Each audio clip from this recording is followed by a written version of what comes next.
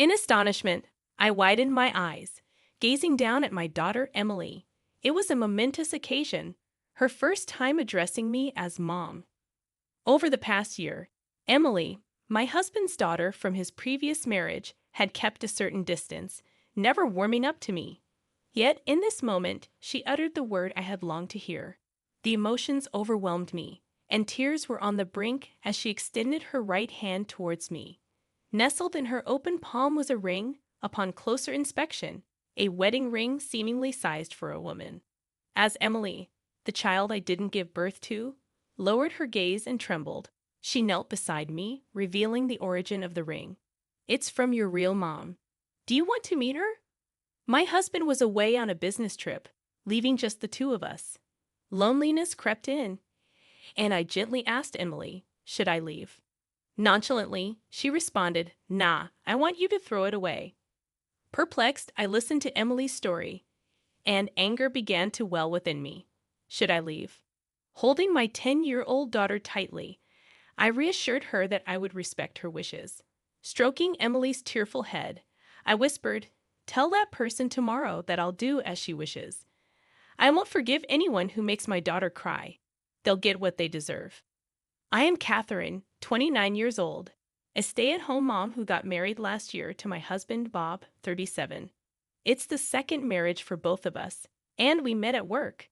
Despite the typical senior-junior relationship, Emily, Bob's 10-year-old daughter, hadn't warmed up to me at all.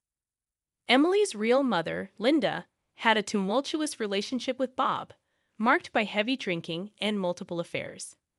Bob revealed that they would have divorced sooner if not for Emily. Linda disappeared when Emily started second grade, leaving only a divorce paper with a ring and signature on the table. For a year after that, Bob raised Emily on his own, a task he took on after being my supportive senior at work. Feeling a strong connection with Bob and wanting to support him, I took on some of his tasks and worked late alongside him so that he could get home earlier. However, I wasn't the only one offering support. Everyone admired Bob for his competence and kind personality.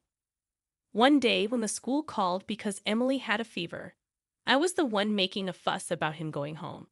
I urged him, "Please go home to her. It's so sad she's sick." Even when faced with a meeting in the afternoon, I offered to make an apology call on his behalf. Fortunately, my voice echoed down the corridor, reaching my dad, who happened to be passing by. He immediately let Bob go home to be with Emily. This incident brought Bob and me closer than ever before. My parents, aware of Bob's reputation and character at the company, didn't object to our marriage despite his previous divorce. Emily, although not warming up to me initially, became a crucial part of my family. Even after a year of our marriage, Emily hadn't fully embraced me. However, one night, as Bob left for an international business trip, Emily finally spoke to me. With disbelief, I looked down at her as she uttered, "Mom." Actually, it was the first time she called me Mom, and my vision blurred with tears. Sniffing back my emotions, I turned around to face her. In her outstretched right hand was a small ring. Upon closer inspection, a wedding ring, presumably belonging to a woman. "It's my biological mother's," she explained. I wiped my hands on my apron and crouched down, acknowledging the significance of this item. Even if her biological mother had been a terrible parent, she might still hold importance to Emily. With Bob away on his business trip, I gently asked, "Do you want to see your real mom?" However, Emily shook her head and made an unexpected request. "I want you to throw this away." Baffled by her sudden decision, I questioned, "Why?" Her response revealed a disturbing encounter. Emily shared that her biological mother had met her several times on the way home, inquiring about her new mom. The unsettling part was when Emily recounted her mother's words, "Your new mom is pretty wealthy, huh? I heard she's the daughter of the CEO where your dad works." Chills ran down my spine, and I felt overwhelming revulsion. Emily continued, "My mom said your new mom is pretty wealthy, huh? I heard she's the daughter of the CEO where your dad works." The revelation took a darker turn when Emily disclosed her mother's demand. "My mom met with my dad, She told him to either send me over or bring money, but it seems like Dad doesn't have much money.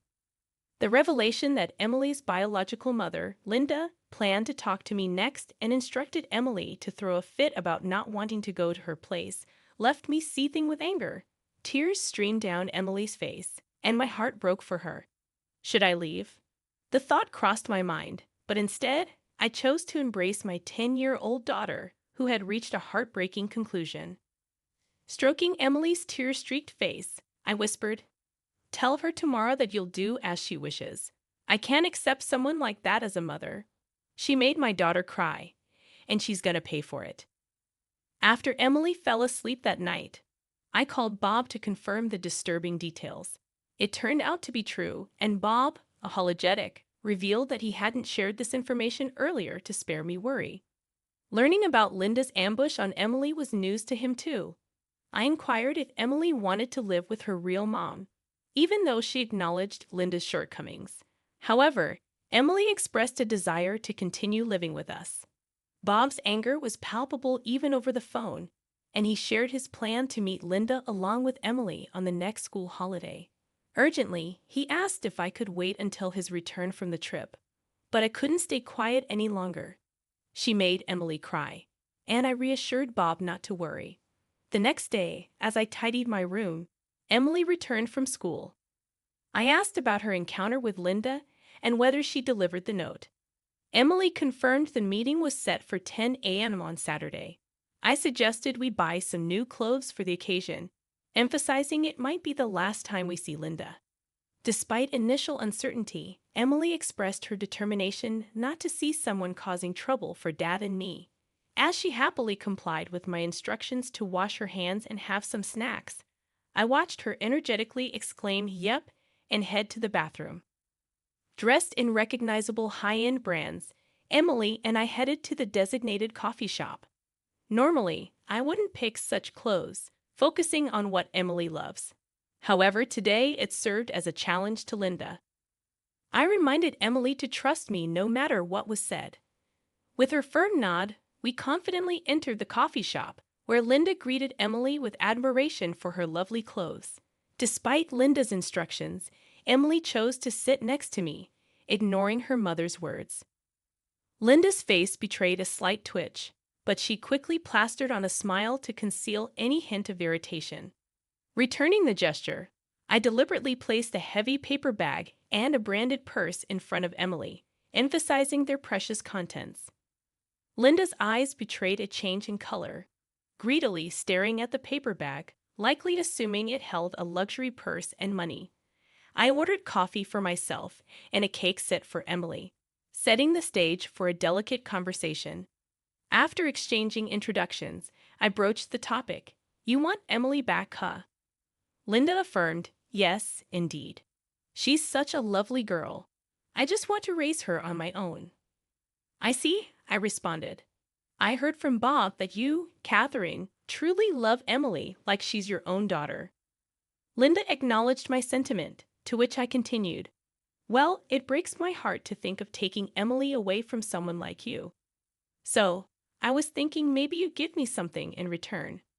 Feigning ignorance, I tilted my head and asked, "Something in return? Like what?" "You know what I mean," Linda replied, her impatience apparent. In response, I maintained an air of unfamiliarity with such matters, enjoying my coffee during the ensuing awkward silence. Emily, who had been engrossed in her phone, was gently urged by me to try her cake. "Eat up, it's delicious," I suggested. Linda clicked her tongue in silent annoyance. After a brief silence, Linda leaned in and impatiently stated, "I mean money, just money." "And money, you say?" I purposely responded in a slightly louder voice. Linda frowned inside, clarifying that she expected compensation for giving up her precious daughter. "No," I interrupted firmly, "I'm a mother too. I know how precious a child can be. I have no intention of snatching Emily away from you, Linda." Linda sat there, mouth agape, and Emily, seemingly surprised, dropped her fork, staring at me. Retrieving the fallen fork, I handed it back to Emily, who might have felt betrayed. Despite the pain of that thought, since Emily had nodded in trust earlier, I decided to reciprocate that trust. Confused, Linda exclaimed, "What on earth are you talking about?" I assured her, "If both you and Emily wish, I will return Emily to you. I'll even help persuade Bob." Linda, in disbelief, demanded a moment to process, looking anxiously at Emily.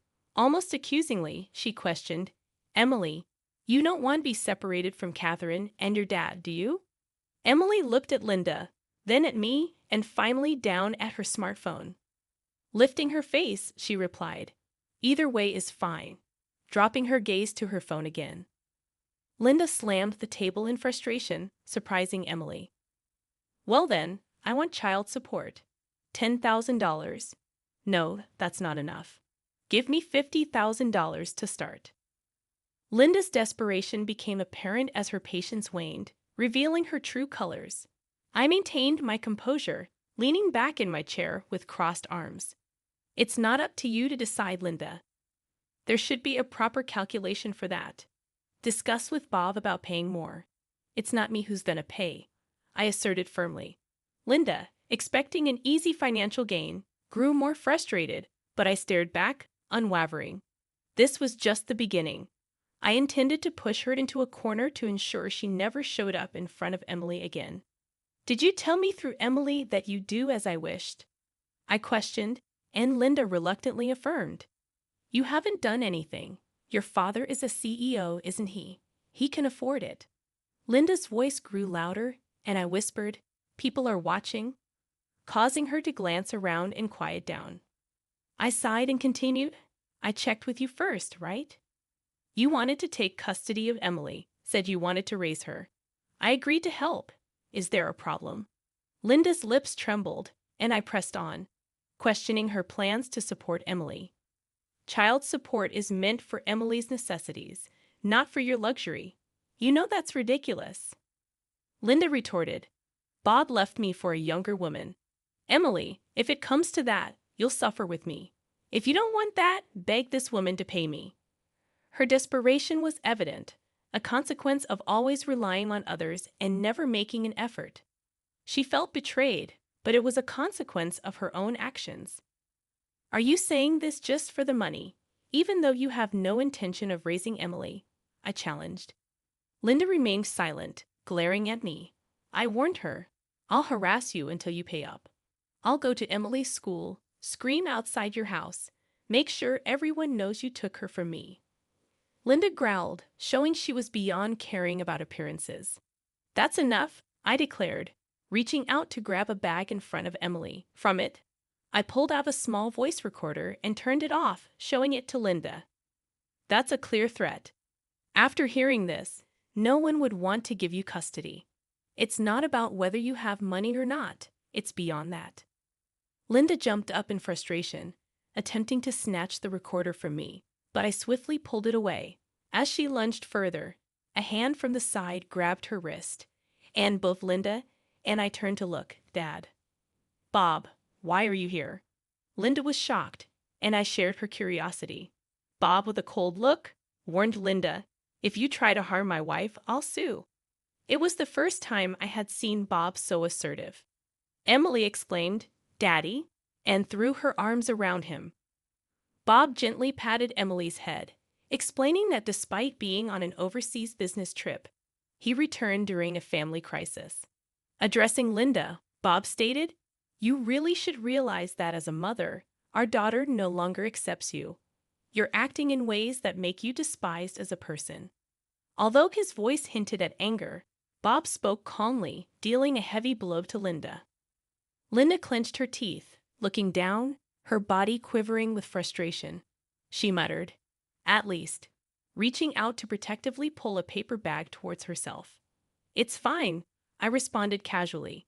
"I was actually gonna sell these books at a used bookstore later. If you want them, they're yours." Linda's surprise was evident. She checked the contents and quickly pushed them away, declaring she didn't want such dirty old books. It was the reaction I expected from her, and I sighed internally. Emily, on the other hand, picked up the fallen book, dusted each one off sympathetically, and returned them to the bag. Crouching next to Emily, I explained, These books were given to me by your grandpa. Even though he's no longer with us, I thought he'd be okay with giving them away today. But since Linda doesn't seem to want them, would you like them, Emily?" With a smile, she agreed to cherish and read them. "Some of these are first editions worth thousands of dollars each," I added, surprising Linda. Bob firmly grabbed her shoulder, making her sit back down. Linda pleaded for the books, claiming I said I'd give them to her. Bob intervened, insisting they now belonged to Emily.